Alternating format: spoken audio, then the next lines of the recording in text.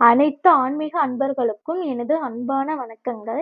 இன்னைக்கு நாம் இந்த பதிவில் என்ன பார்க்க போறோம் என்றால், நீங்கள் இப்ப இந்த டிஸ்ப்ளேல பார்த்துட்டு இருக்கக்கூடிய 2 விதமான பறவைகள், அதாவது முதல் ஜோடியாக அமர்ந்திருக்கக்கூடிய குருவிகள், 2வதாக ஜோடியாக இருக்கக்கூடிய புறாக்கள்.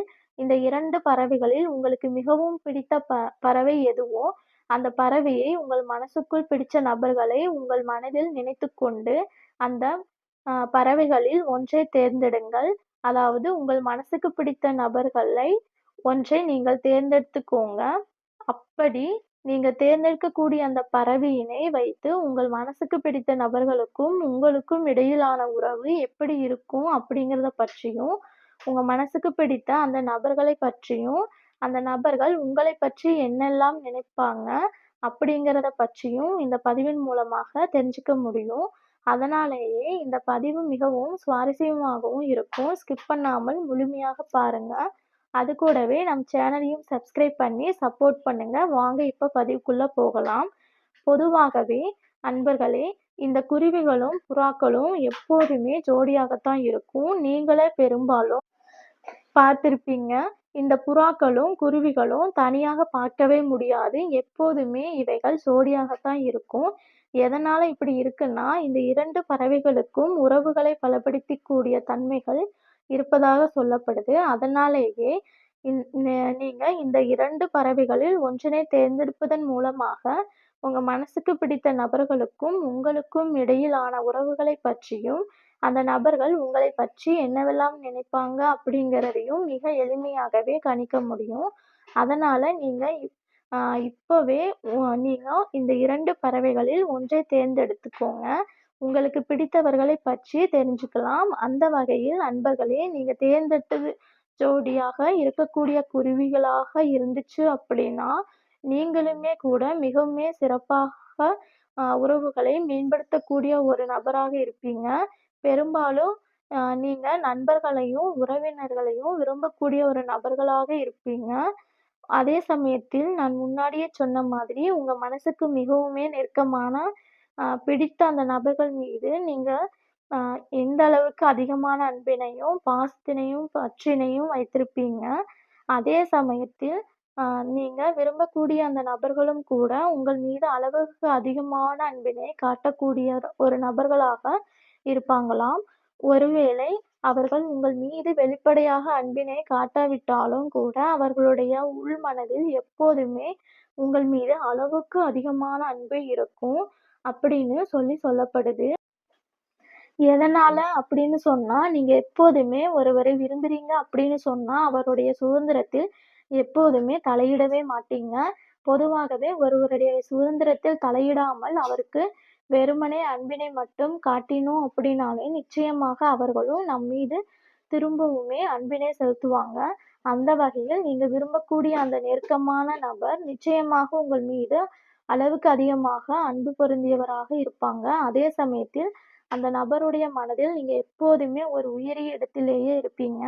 எதனால அப்படின்னு சொன்னா, நீங்க உங்க மனசுக்கு பிடிச்சவர்களிடம் எப்போதுமே நேர்மையாகவே இருப்பீங்க. அதனாலேயே அவர்களுடைய மனதில் நீங்க ஒரு உயரிய இடத்தில் இருப்பீங்க அப்படின்னு சொல்லுவாங்க. அது மட்டும் இல்லாமல் உங்க மனசுக்கு பிடித்த அந்த நபர்கள் உங்களை எப்போதுமே அடிக்கடி சந்திக்கணும் அப்படின்னு சொல்லி விரும்புவாங்க. அதனாலேயே நீங்க பெரும்பாலும் உங்க மனசுக்கு பிடித்த அந்த நபர்களை அடிக்கடி சந்தித்து வந்தீங்க அப்படின்னு சொன்னா, உங்களுக்கு இடையில் மிகச்சிறந்த உறவு விருத்தியாகும். அதே சமயத்தில் உங்க மனசுக்கு பிடித்த அந்த நபர்களுக்கு உங்களிடமிருந்து உங்களுடைய பேச்சாற்றலும், பேச்சு திறமையும் ரசிக்கக்கூடிய ஒரு நபராக இருப்பாங்க. எதனால அப்படின்னு சொன்னா, உங்களுக்குமே இயற்கையாகவே மிகச்சிறந்த பேச்சாற்றல் இருக்கு அப்படின்னு சொல்லப்படுது. உங்களைப் பற்றியும் சொல்லணும் அப்படின்னு சொன்னா, நீங்க யாராச்சும் ஒரு மீது அதிகமான அன்பினை வைக்கிறீங்க அப்படின்னு சொன்னா, அதை வெளிப்படையாக காட்டாவிட்டாலும் கூட, நீங்களுமே பிறர் மீது அதிகமான அன்பு கொண்ட ஒரு நபராகவே இருப்பீங்க அப்படின்னு சொல்லப்படுது. அடுத்ததா நீங்க தேர்ந்தெடுத்த ஜோடியாக இருக்கக்கூடிய அந்த புறாக்களாக இருந்துச்சு அப்படின்னா, நீங்க எப்போதுமே சமாதான எண்ணம் கொண்ட ஒரு நபராகவும், சாந்த குணம் படைத்தவர்களாகவும், மிகுந்த பரந்த அன்பு குணம் கொண்டவராகவும் இருப்பீங்க.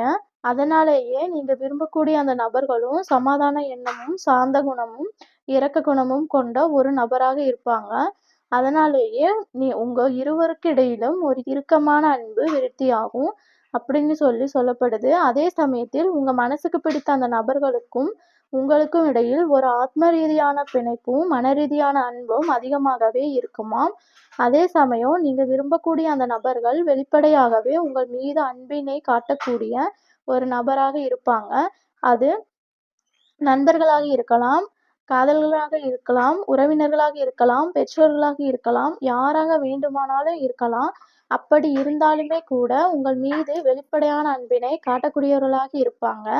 அதே சமயம் உங்களைப் பற்றி அவர்கள் ஒருபோதுமே தாழ்வாகவோ, இழிவாகவோ எண்ணவே மாட்டாங்களாம். எப்போதுமே உங்களைப் பற்றி சிறப்பாகவும், மகிழ்வாகவும், உயர்வாகவும் தான் எண்ணக்கூடிய ஒரு நபர்களாக அவர்கள் இருப்பாங்க. 4 பேருக்கு முன்னாடியும் கூட உங்களப் பற்றி சிறப்பாக புகழ்ந்து பேசக்கூடிய இயல்பு கொண்டவர்களாக இருப்பாங்க. உங்கள் மீது அவர்களுக்கு அளவுக்கு அதிகமான பற்று, உணர்வு அதிகமாகவே இருக்கும். அதே சமயம் உங்க இருவருக்கு இடையிலும் ஒருபோதுமே தேவையில்லாத வார்த்தவாதங்கள் இருக்கவே இருக்காது. அளவோடும், அன்போடும் பேசிப் பழகக்கூடிய ஒரு நபர்களாக நீங்க இருப்பீங்க. உங்க இருவருக்குமான உறவு நீண்ட காலத்திற்கு நீடித்திருக்கும் அப்படின்னு சொல்லப்படுது. சரி நண்பர்களே, இன்னைக்கான இந்த பதிவு இவ்வளவுதான். இந்த பதிவு உங்களுக்கு பிடிச்சிருந்தா லைக் பண்ணி, ஷேர் பண்ணி, நம்ம சேனலை சப்ஸ்கிரைப் பண்ணி சப்போர்ட் பண்ணுங்க. அதே சமயத்தில் நீங்க எந்த பறவையினை தேர்ந்தெடுத்தீங்க அப்படின்னு சொல்லி கமெண்ட் பண்ணுங்க. நன்றி, வணக்கம்.